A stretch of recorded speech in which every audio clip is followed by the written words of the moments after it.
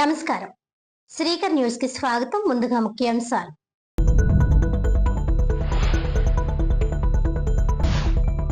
గోదావరిలో కలిసే కాలుష్య జలాలపై సమగ్ర ఆడిట్ చేపట్టాలి. నిజాయితీగా కాలుష్య నివారణలో పనులు చేద్దాం. గోదావరి పుష్కర్ ఘాట్ నుంచి కోటిలింగాల ఘాట్ వరకు పడవలో ప్రయాణించి గోదావరి తీర కాలుష్యాన్ని, పుష్కర పనులను స్వయంగా పరిశీలించిన ఉప ముఖ్యమంత్రి వర్యులు పవన్ కళ్యాణ్.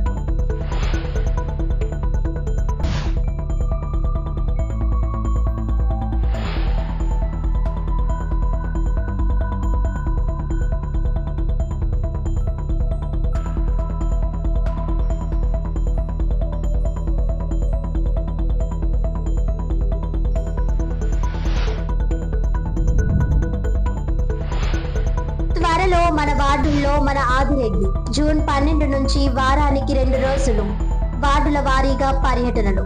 కార్యకర్త ఇంట్లో రాత్రికి బస. వారితో ముఖాముఖి. అధికారులతో సమీక్షలు. కూటమి క్యాడర్ కు మరింత బలం. MLA Adireddy Srinivas.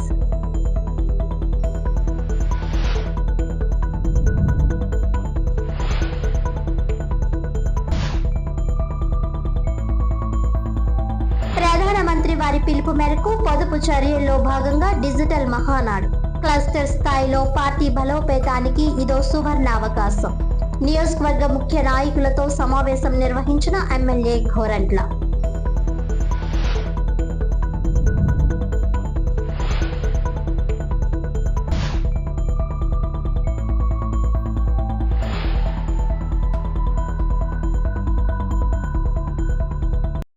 Andhra paper mills వ్యర్థ జలాల నిర్వహణకు వేగంగా ప్రత్యామ్నాయం అవసరమని, గోదావరిలో కలిసే కాలుష్య జలాలపై సమగ్ర ఆడిట్ చేపట్టాలని రాష్ట్ర ఉప ముఖ్యమంత్రి పవన్ కళ్యాణ్ అధికారులను ఆదేశించారు. గోదావరి పుష్కర్ ఘాట్ నుంచి కోటిలింగాల ఘాట్ వరకు పడవలో ప్రయాణించి గోదావరి తీర కాలుష్యాన్ని, పుష్కర పనులను స్వయంగా ఉప ముఖ్యమంత్రి పవన్ కళ్యాణ్ పరిశీలించారు. కాలుష్య రహిత గోదావరి పుష్కరాల నిర్వహణకు ప్రభుత్వం కట్టుబడి ఉందన్నారు. గోదావరి నదిలోకి కలిసే కాలుష్య కారక వ్యర్థాలు, జలాలు, వాటి నిర్వహణపై పూర్తి స్థాయి ఆడిట్ చేపట్టి నివేదిక ఇవ్వండి. ఇప్పటి వరకు తీసుకున్న చర్యలేమిటి, భవిష్యత్తులో చేయబోయే పనుల మీద స్పష్టమైన ప్రణాళికను సిద్ధం చేయండి అని ఉప ముఖ్యమంత్రి పవన్ కళ్యాణ్ రాష్ట్ర ఉన్నతాధికారులు, తూర్పుగోదావరి జిల్లా అధికారులను ఆదేశించారు. ఉదయం 6 గంటలకు పవన్ కళ్యాణ్ రాజమహేంద్రవరం పుష్కరాల ఘాట్ నుంచి కోటిలింగాల ఘాట్ వరకు పడవలో ప్రయాణించారు.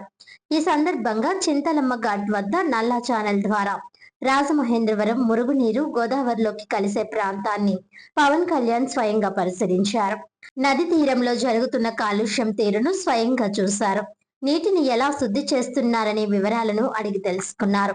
అక్కడే ఉన్న సిబ్బందితో మాట్లాడి వ్యర్థాలను వేరు చేసే విధానాన్ని చూశారు.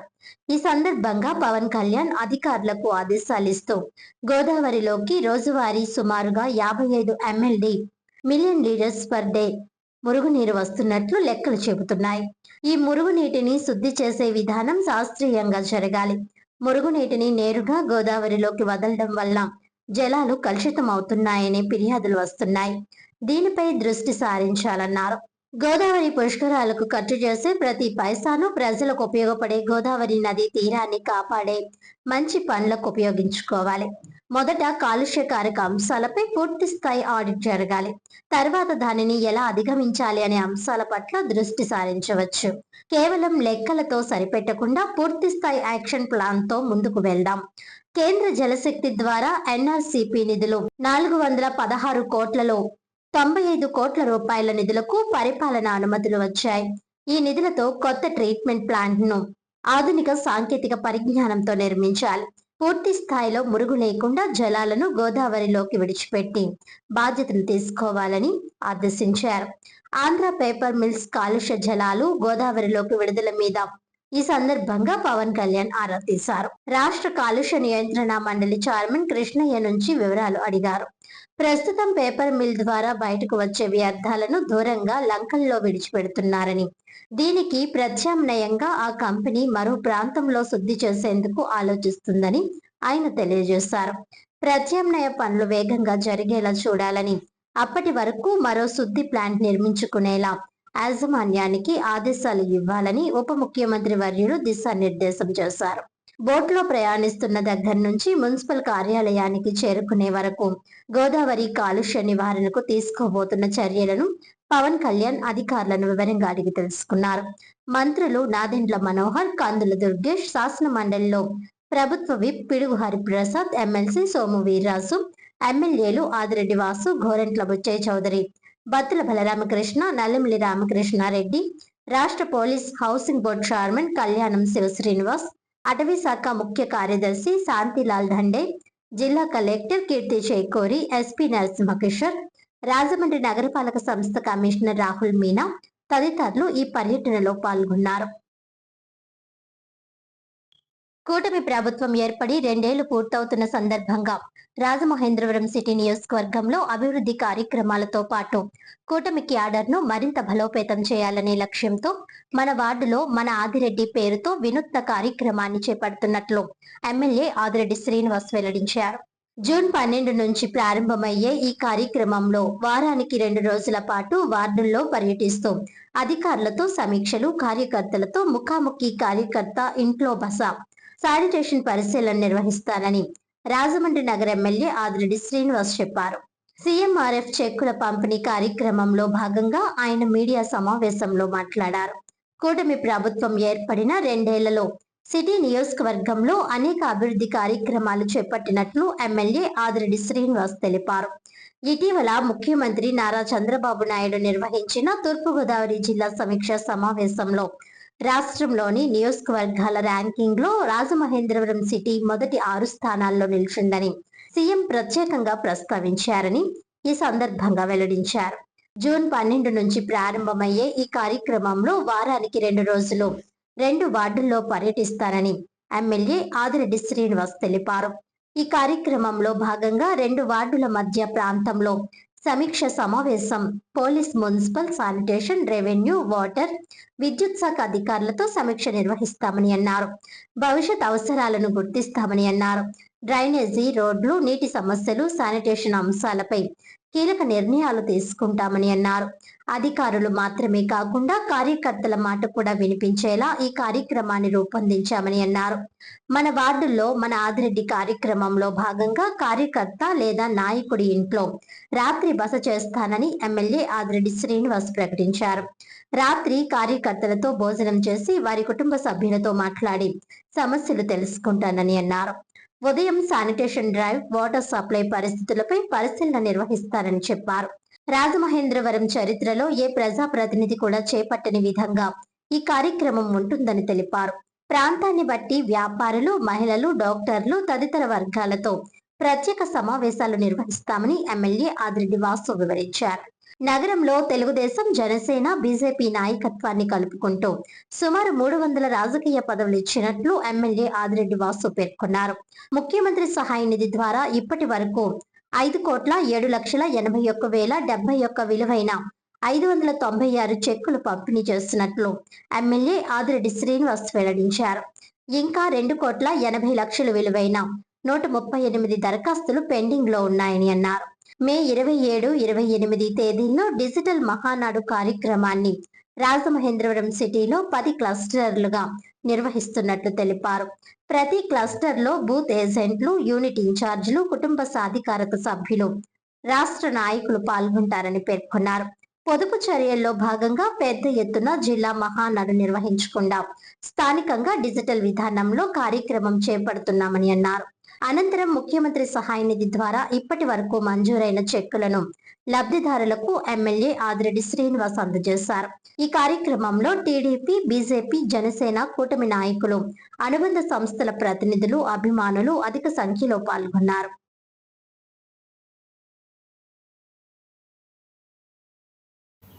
అన్నిటిని కూడా బ్యాలెన్స్ చేసుకుంటూ లీడర్ అనే వాళ్ళు ముందుకెళ్లాల్సిన అవసరం ఉంది. సరే, నాకు నేనుగా చేసుకున్న విచారణలో తెలిసింది ఏంటంటే కేవలం డెవలప్మెంట్ ఒక్కదాని వల్లనే ఈ ఓట్ షేర్ అన్నది పెరిగిందని మాత్రం నేను భావించట్లా.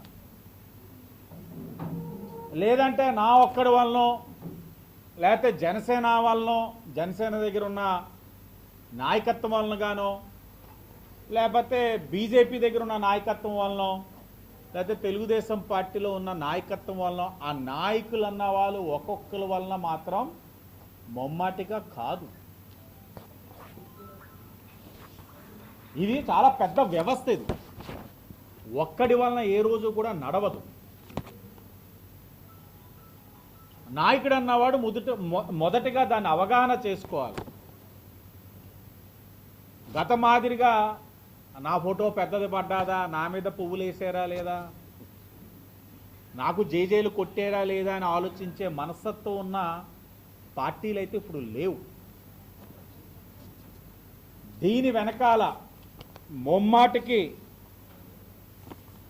మా పార్టీలో ఒక క్యాడర్ ఉందన్న విషయాన్ని మేము ఎప్పటికప్పుడు గుర్తుంచుకోవాలి. ఇది మా తెలుగుదేశం, జనసేన, బీజేపీ 3 పార్టీల క్యాడర్ ఒక కృషి ఈ ఓట్ షేర్ పెరగడంలో అన్న విషయాన్ని మేము అర్థం చేసుకున్నాం. వాళ్ళు పెట్టిన ఎఫర్ట్స్ ఎప్పుడు కూడా మరవలేంది. మేము విశ్లేషించుకున్నప్పుడు క్యాడర్ తాలూకు ఎఫర్ట్స్, వాళ్ళ కమిట్మెంట్, వారు పడ్డ కష్టాన్ని మేము అవగాహన చేసుకుంటా ఉన్నాం. మరి అలాంటప్పుడు నన్ను గెలిపించడంలో కానివ్వండి, లేకపోతే కూటమి ప్రభుత్వం ఓట్ షేర్ పెరగడంలో కానివ్వండి, గ్రాఫ్ పెరగడంలో కానివ్వండి, కారణమైన క్యాడర్కి ఏదో ఒకటి చెయ్యాలని ఆలోచించాను. నా క్యాడర్ యొక్క బాధ్యత, వారి యొక్క బాగోగులు చూసుకోవాల్సిన బాధ్యత నా పైన ఉంది. కాబట్టి ఒక సరికొత్త అయిన ఒక ప్రోగ్రాంతో ముందుకు రావాలని ఆలోచించి ఈరోజు మీడియా సాక్షిగా మీ ముందుకు వచ్చున్నా. రాజమహేంద్రవరం చరిత్రలో ఏ ప్రజాప్రతినిధి కూడా చెయ్యనిది, ఏ రాజకీయ పార్టీలో ఉన్న నాయకులు కూడా ఎప్పుడు కూడా చెయ్యని కార్యక్రమం, ఎవరు ఊహించిన రీతిలో ఒక సరికొత్త ఒరవడితో ఈ రోజున పునాది రాయి వేస్తూ ఒక నూతనమైన కార్యక్రమం మన వార్డులో మన ఆదిరెడ్డి అనే ఒక కార్యక్రమాన్ని శ్రీకారం చుట్టడం జరుగుతూ ఉంది. ఈ కార్యక్రమం ఒక ముఖ్య కార్యాచరణ ఏమిటంటే, వారానికి 2 రోజులు, ఆ 2 రోజుల్లో ఒక రోజు 2 వార్డులు చొప్పున కార్యక్రమం పర్యటిస్తూ, ఒకరోజు సాయంత్రం ఆ 2 వార్డులకి మధ్యస్థంగా ఉన్న ఏరియా ఏదైతే ఉన్నదో ఎంచుకోవడం,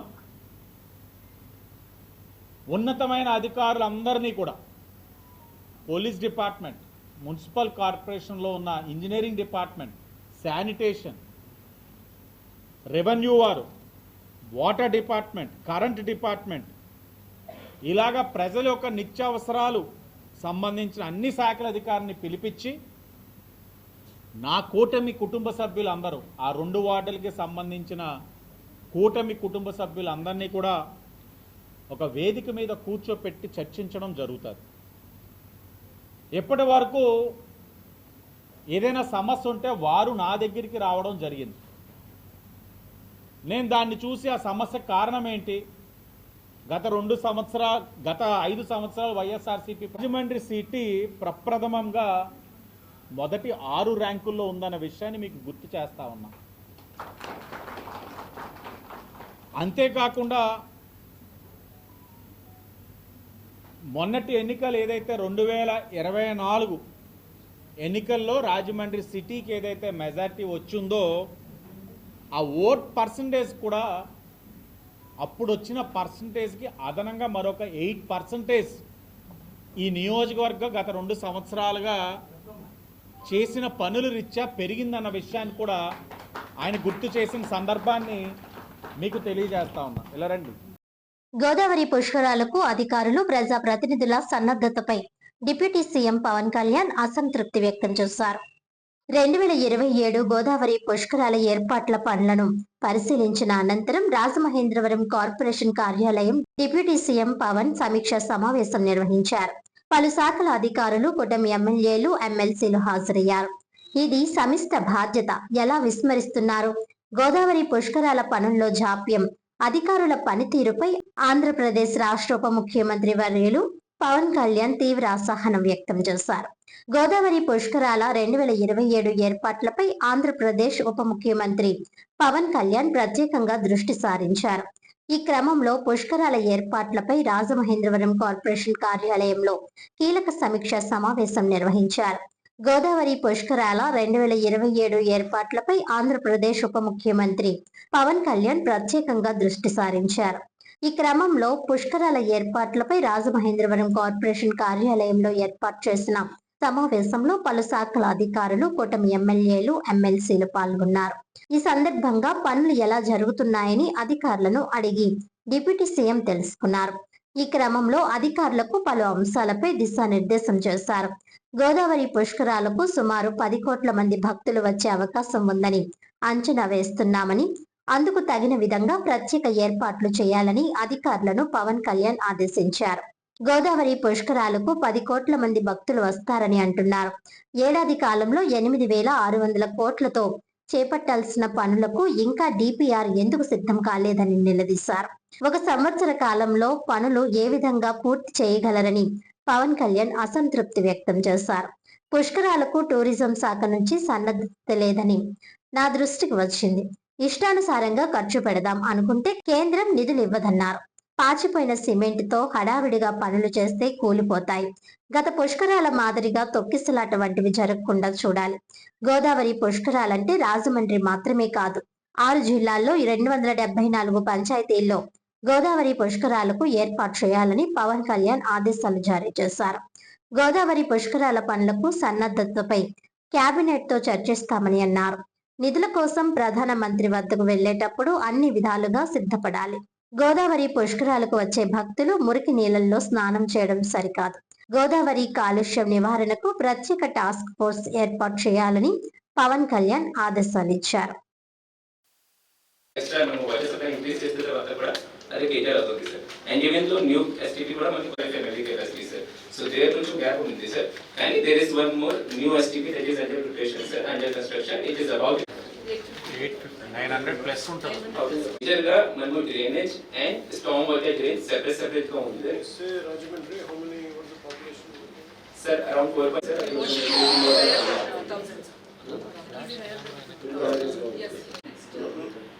I'm saying, so where it is going?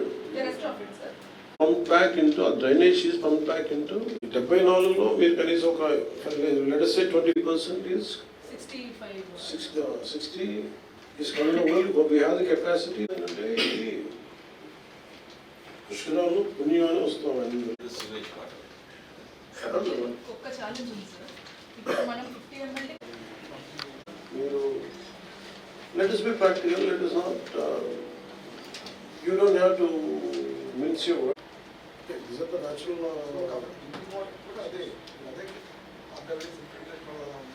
అదే సార్ యాక్చువల్లీ కొంచెం ఫర్దర్ డౌన్ నుంచి లాఠీ ఛానల్ దగ్గర నుంచి దౌడేశ్వరం ఆనకట్ట బ్యారేజ్ డౌన్ స్ట్రీమ్ లో కాలువ ఈస్టర్న్ గంటలు కలుపుతున్నారు సార్.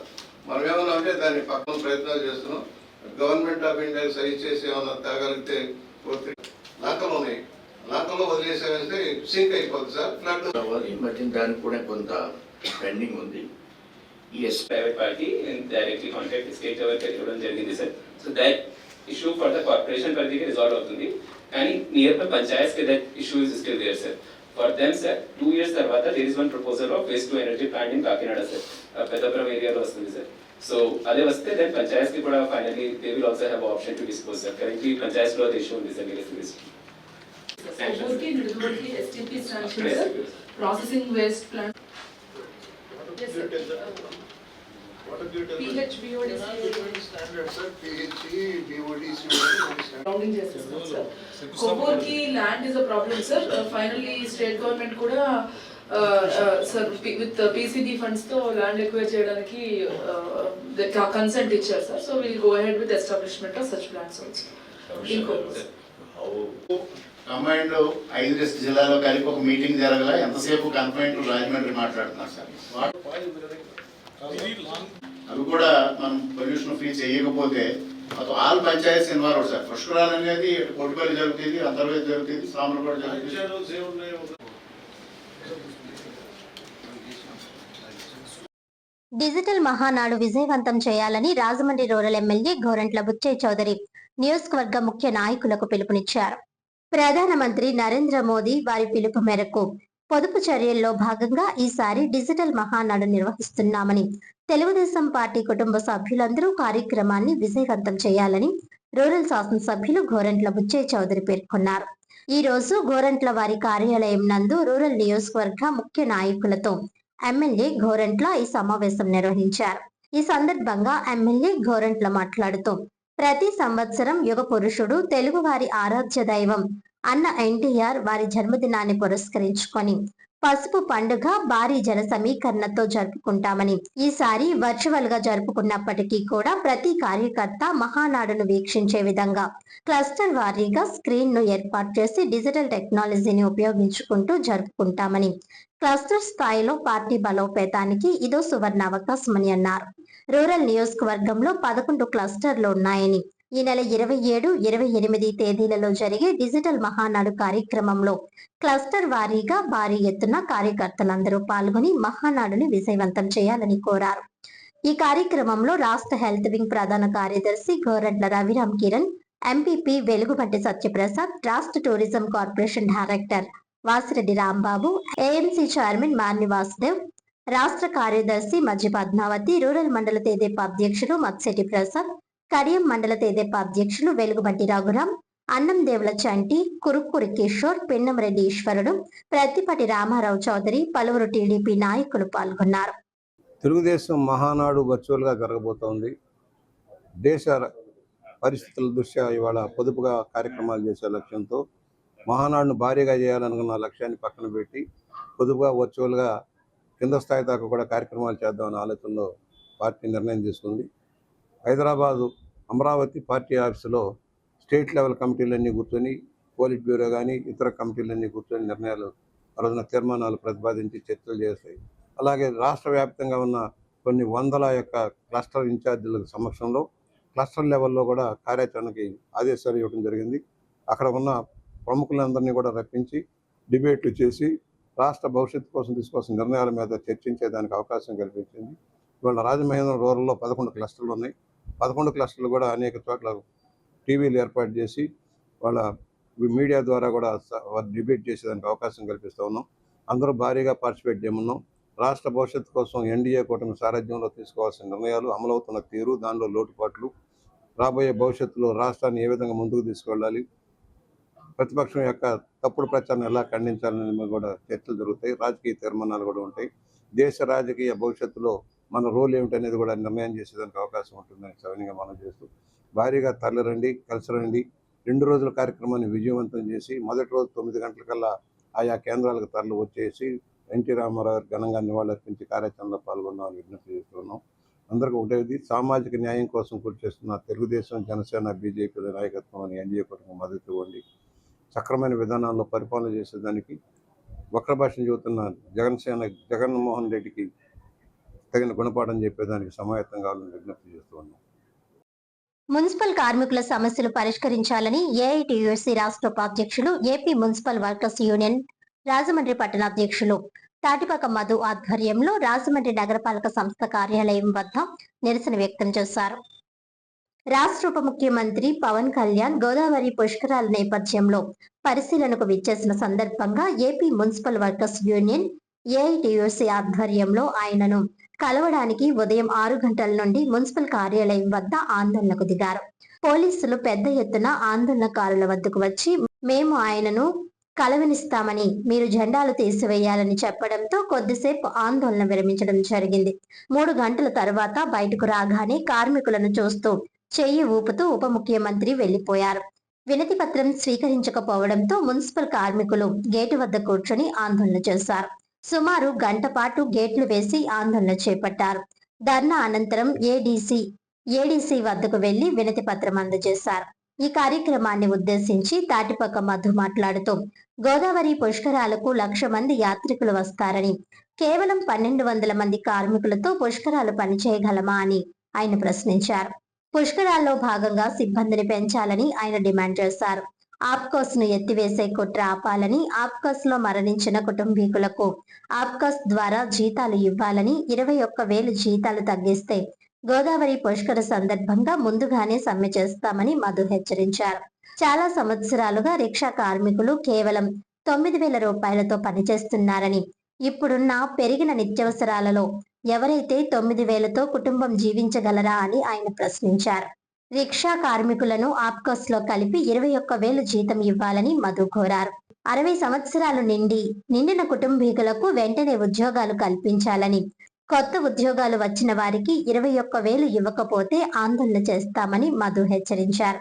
ఇంకా ఈ కార్యక్రమంలో ఏపీ మున్సిపల్ వర్కర్స్ యూనియన్ ఉపాధ్యక్షురాలు దనాల దుర్గమ్మ, రాష్ట్ర కార్యదర్శి అల్లం వెంకటేశ్వరరావు, పట్టణ ప్రధాన కార్యదర్శి కాకి శారద, జిల్లా ఉపాధ్యక్షురాలు పి పోలమ్మ, పట్టణ ఆఫీస్ బ్యాలెన్స్ దేవి, రమణ, సరస్వతి, జ్యోతి, దుర్గా సుగుణ, అప్పారావు, దుర్గా ప్రసాద్, తేజ లోకేశ్వరి తదితరులు పాల్గొన్నారు.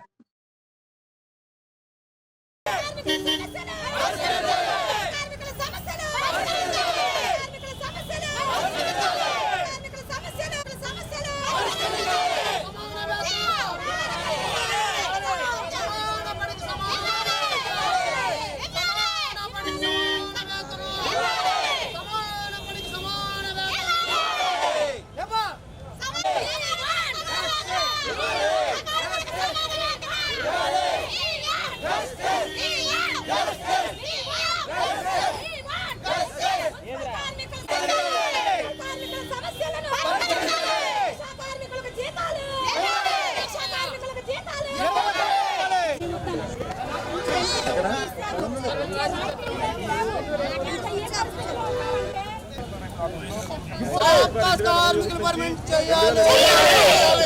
కార్మికులు ఆప్కాస్లో కలపాలి. కార్మికులు ఆప్కాస్లో కలపాలి. రిటైర్మెంట్ అయిన వాళ్ళకి వర్క్ పని ఇవ్వాలి. 60 ఇవ్వాలి.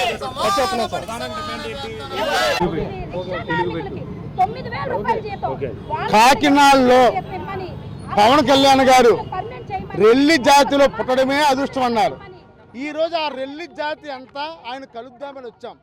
వస్తే పోలీసులు మేము ఆఫ్ చేస్తాం, మీరు కలవద్దు, ధర్నాలు చేయొద్దు అన్నారు. తీరా వచ్చినప్పటికీ ఆయన మాకు చెప్పకుండా పారిపోయాడు. మేము ఒకటే కొడుతున్నాం, గోదావరి పుష్కరాల నేపథ్యంలో రోడ్లు ఈ డెవలప్ ఎంత అవసరమో, కుక్క సచ్చిన నక్క సచ్చిన అట్టుపండు తీయాలన్నా ఏం చేయాలన్నా మున్సిపల్ కార్మికులే కావాలి. అలాంటి మున్సిపల్ కార్మిక సిబ్బంది పెంచండి. మా జీతం 9,000 రూపాయలు మాత్రమే ఇస్తున్నారు రిక్షా కార్మికులది, అది 21,000 రూపాయల జీతం పెంచమని కోరుతున్నాం. అంతేకాకుండా 60 సంవత్సరాలు నిండిన కార్మికులు ఉద్యోగాలు ఇవ్వట్లేదు. ఆప్కాస్ కార్మికులు పర్మనెంట్ చేయమని ఈ లెటర్ ఇచ్చాం.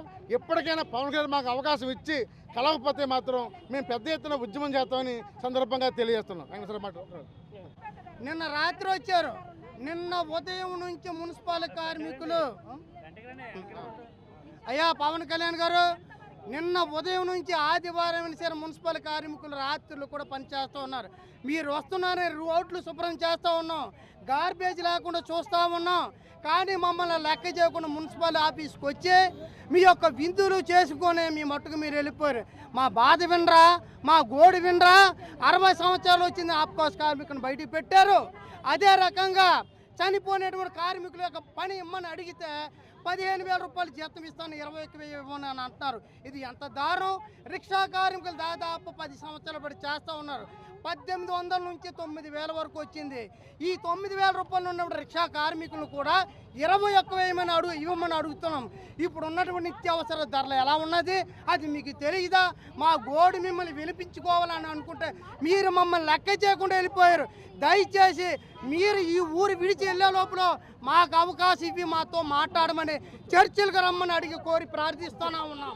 రాజమండ్రి తుమ్మలవ పాలాసుపత్రి సమీపంలో అగ్ని ప్రమాదం జరిగింది. తుమ్మలవ అగ్ని ప్రమాద ఘటనా స్థలాన్ని ఎమ్మెల్యే ఆదిరెడ్డి శ్రీనివాస్ పరిశీలించారు. రాజమహేంద్రవరం నగరంలోని తుమ్మలవ పాల ఆసుపత్రి సమీపంలో చోటు చేసుకున్న అగ్ని ప్రమాద ఘటనపై సమాచారం అందుకున్న వెంటనే రాజమహేంద్రవరం సిటీ ఎమ్మెల్యే ఆదిరెడ్డి శ్రీనివాస్ ఘటనా స్థలానికి చేరుకున్నారు. అగ్నిమాపక సిబ్బంది నగరపాలక సంస్థ అధికారులతో మాట్లాడి ప్రమాదానికి గల కారణాలు, జరిగిన నష్టం తదితర అంశాలపై వివరాలు అడిగి తెలుసుకున్నారు. ఈ ఘటనలో నగరపాలక సంస్థకు చెందిన బ్లీచింగ్ పౌడర్ నిల్వలు, ప్లాస్టిక్ డస్ట్ బిన్లు పూర్తిగా అగ్నికి ఆహుతైనట్లు అధికారులు ఎమ్మెల్యే వాసుకు వివరించారు. ఈ సందర్భంగా ఎమ్మెల్యే ఆదిరెడ్డి శ్రీనివాస్ మాట్లాడుతూ ప్రజలు అప్రమత్తంగా ఉండాలని, అగ్ని ప్రమాదాల నివారణకు అవసరమైన జాగ్రత్తలు తప్పనిసరిగా పాటించాలని సూచించారు. ఇలాంటి ఘటనలు పునరావృతం కాకుండా సంబంధిత అధికారులు భద్రతా చర్యలను మరింత కట్టుదిట్టం చేయాలన్నారు. అలాగే ఘటనకు గల పూర్తి కారణాలపై సమగ్ర నివేదిక సిద్ధం చేసి అవసరమైన చర్యలు తీసుకోవాలని నగరపాలక సంస్థ అధికారులకు ఎమ్మెల్యే వాసు సూచించారు.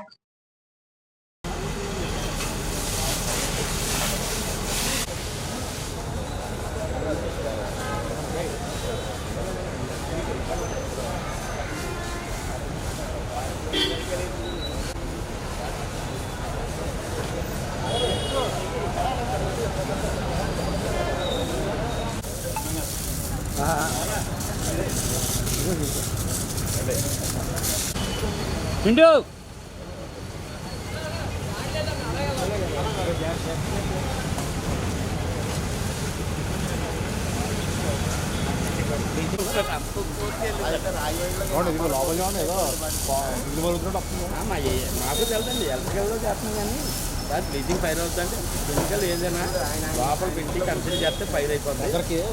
కిటికీలు ఉన్నా ఓపెన్ మా ఏడీ గారు ఇదిగోండి.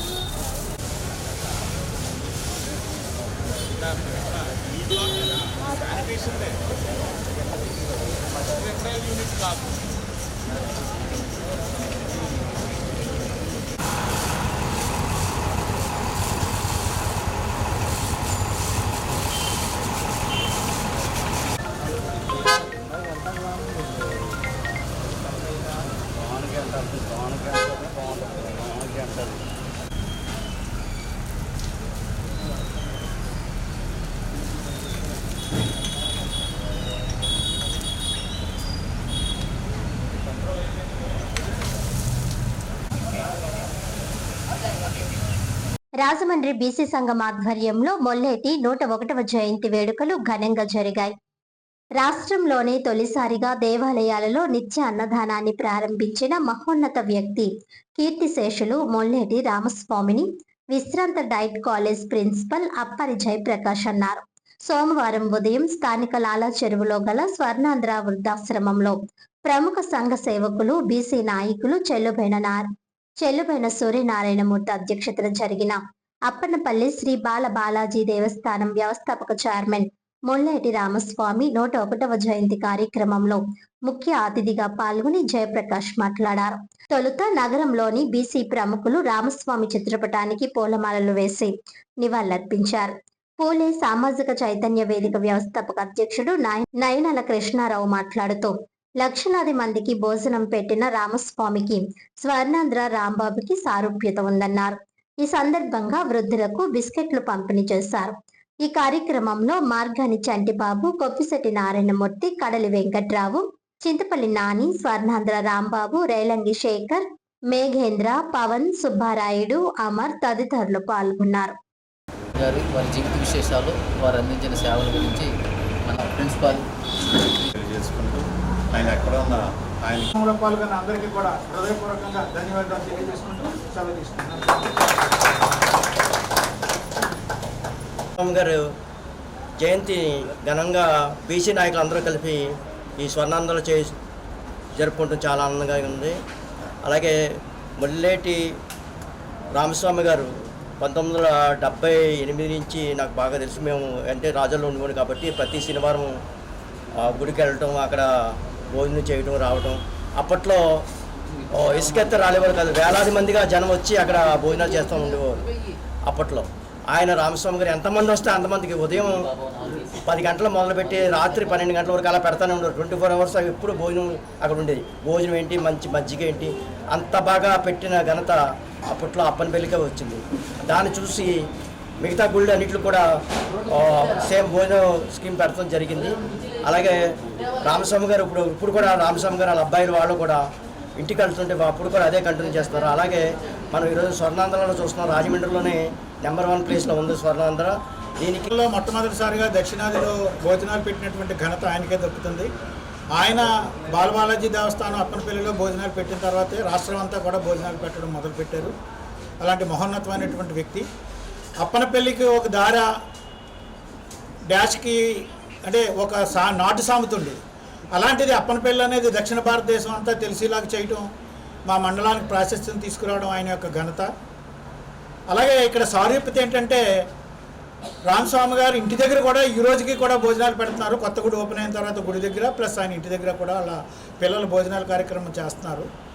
అలాగే దాదాపు 30 సంవత్సరాల క్రితం ఇక్కడ Swarnandhra old age home start చేసినటువంటి గొబ్బల రాంబాబు గారు ఇక్కడ ముసలి వాళ్ళకు భోజనం పెట్టడంతో స్టార్ట్ చేసి రోజు 1000 మందికి భోజనం పెట్టేటటువంటి స్థితికి ఈ స్వర్ణాంధ్రాన్ని తీసుకురావడం అనేది ఇక్కడ సారూప్యత. మరి గొబ్బల రాంబాబు గారిని మనం మరొక రామస్వామి గారి లాగా మనం పోల్చుకోవచ్చు. ఇన్ని కార్యక్రమాలు చేస్తున్నటువంటి రాంబాబు గారిని అభినందిస్తూ ఈ కార్యక్రమం చేసుకుంటూ ఇందులో వచ్చిన లాభాన్ని కొంత తీసుకెళ్ళి తిరుపతిలో సమర్పించుకునేవారు. ఆయన అక్కడ వెళ్ళిన ఆయన ఆనుకోండ్లు అన్నీ కూడా చూశాడు. ఆ దేవుడి యొక్క ప్రాశస్త్యం కానీ ప్రత్యేకత కానీ ఆయన అక్కడ చాలా డివోటీగా మారాడు.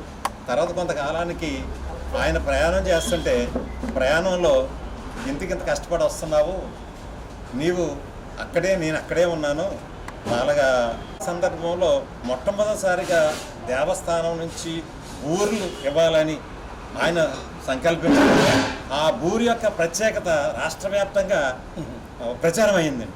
విపరీతంగా వచ్చేవారు. ఆ ఊరు ఎంత ఊరు ఉండేది. నేను కూడా తిన్న సందర్భం ఎప్పుడు 71, 72 ఆ టైంలో 9th, 8th చదువుతున్నట్టు భోజన కార్యక్రమాన్ని ఏర్పాటు చేశాడు. పులిహారతో భోజనం పెట్టడం, మంచి పెరుగుతో భోజనం పెట్టడం, ఆ విధంగా భోజనాలు ప్రతిరోజు భోజనం పెట్టడం. ఈ రాష్ట్రంలో నాకు తెలుసున్నంత వరకు ఈ దేవాలయాలు ఈవేళ పెడుతున్నారంటే మొట్టమొదటిగా అప్పనపల్లి దేవస్థానంలో మొట్టమొదటిగా పెట్టిన ఆ భోజనాలే స్ఫూర్తి అని మాకు అనిపిస్తూ ఉంది.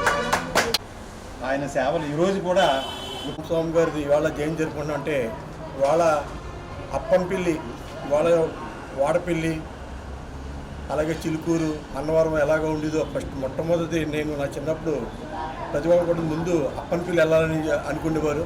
అలాగే తర్వాత తిరుపతి కూడా వెళ్ళాలనుకునేటప్పటికి అప్పనపల్లి చాలా అంత కీర్తి వచ్చిందంటే ఈ రామస్వామి గారి కోసం అంత గొప్పగా చెప్పుకుంటున్నాం. ఇంకో విషయం కూడా తిరుపతి కన్నా పెద్ద తిరుపతి కంటే ముందుగా అన్నదానాన్ని ఏర్పాటు చేసే మహనీయుడు. ఆ రోజుల్లో ఆ యొక్క మనసులో కలగటం, ఒక బూరి పెట్టి పులిహోర పెట్టి చెప్పినట్టుగా మన జేపీ గారు చెప్పినట్టుగా చిన్న విషయం కాదు. అది మంచి హృదయం.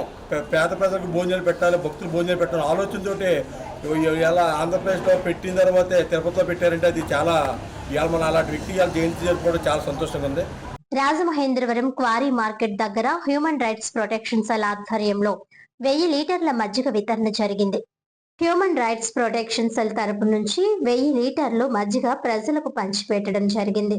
ఈ కార్యక్రమానికి president and chairman Abhishek Ahmed మరియు ఉమెన్స్ అండ్ చైల్డ్ చైర్పర్సన్ అయినటువంటి Sabitha Vijayaraj, director Lalitha, Swathi, Lalitha, human rights సభ్యులు, స్టార్ హోటల్ సిబ్బంది ఈ కార్యక్రమంలో పాల్గొన్నారు.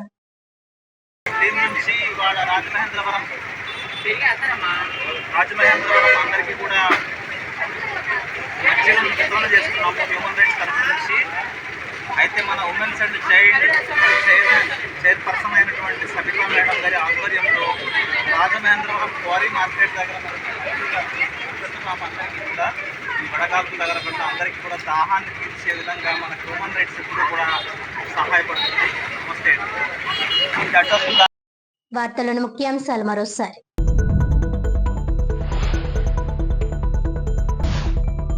గోదావరిలో కలిసే కాలుష్య జలాలపై సమగ్ర ఆడిట్ చేపట్టాలి.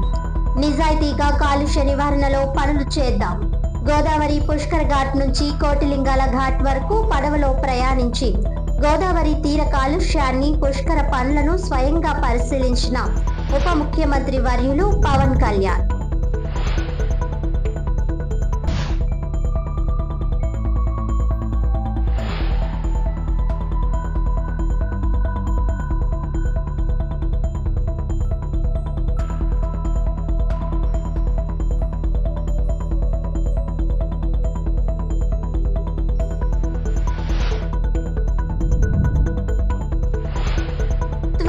మన వార్డుల్లో మన ఆదిరెడ్డి.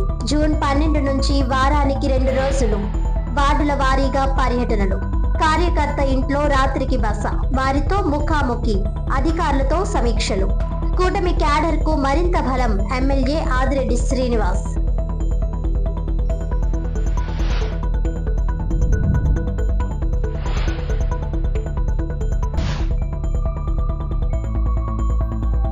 ప్రధానమంత్రి వారి పిలుపు మేరకు పొదుపు చర్యల్లో భాగంగా డిజిటల్ మహానాడు. క్లస్టర్ స్థాయిలో పార్టీ బలోపేతానికి ఇదో సువర్ణావకాశం. నియోజకవర్గ ముఖ్య నాయకులతో సమావేశం నిర్వహించిన ఎమ్మెల్యే ఘోరంట్ల.